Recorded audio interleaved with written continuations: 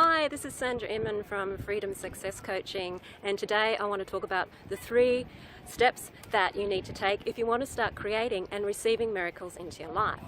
Now, miracles are things that that happen to us that we don't expect to happen to us. It's the people that come into our lives, it's the opportunities that fall into our lap, it's the creative idea that we have in the middle of the night that just seems to come from nowhere.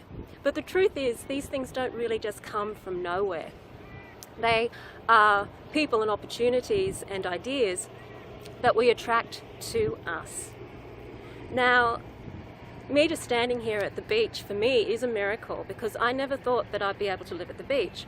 And here is a beach just down the road from where I live. So to me, that's a miracle that I've created and drawn and attracted into my life.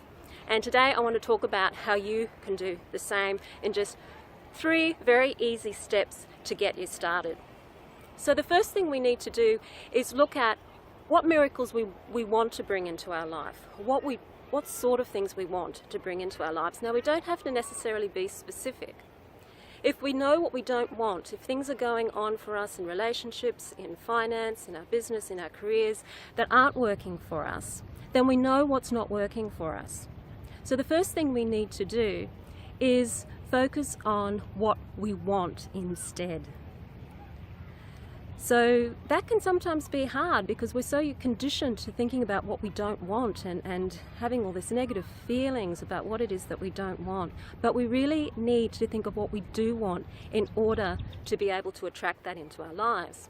Now, there's a part of the brain called the reticular activating system, and that part of the brain is responsible for alerting us to any information that comes to us that's based on what it is that we're thinking about the most, or what we are focused on, thought-wise.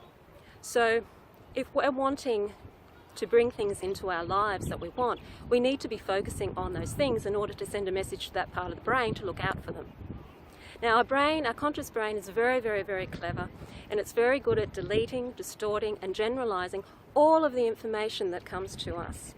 Now, we get more than about 60 million bits per second of information coming at us all at once. So the conscious part of our brain is responsible for editing that, for generalizing what comes in, for deleting a lot of it, and distorting much of it as well, according to our conditioning and our belief system. So the first step in training our brain to bring us the miracles is for us to focus on what it is that we do want. So that's step number 1. Step number 2, we need to look at our thinking.